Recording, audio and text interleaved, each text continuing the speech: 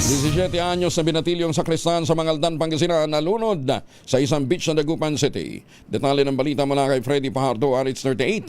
Masanto siya kabasan at amin sa ating mga kababayan dyan sa Pangasinan, Freddy.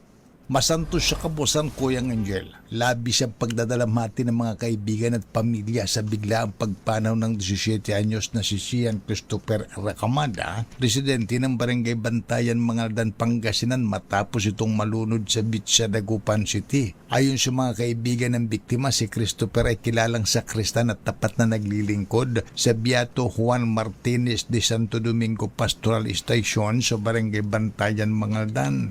Sa unang Dagupan City Police Director Colonel Arnold Solomon, nalunod ang biktima kamakaluwan ng tanghali nang matanga ito ng malaking alon habang naglalangoy sa beach sa Bunuan, Binlok sa lungsod, na agad namang nakahingi ng tulong sa mga otoridad ng kanyang mga kasamahan, kaya agad nakapagsagawa ng rescue operation ng CDRMO at PNP. Subalit inabot ng halos 20 minuto bago nasagip ang binatilyo, na agad ay nadala sa Region 1 Medical Center sa Bunuan, Binlok, ngunit idineklarang dead on arrival na ng attending physician. Paalala ng mga otoridad sa mga beachgoers na maging maingat sa paglalangoy at huwag magtungo sa malalalim na bahagi ng dagat para maiwasan ang disgrasya.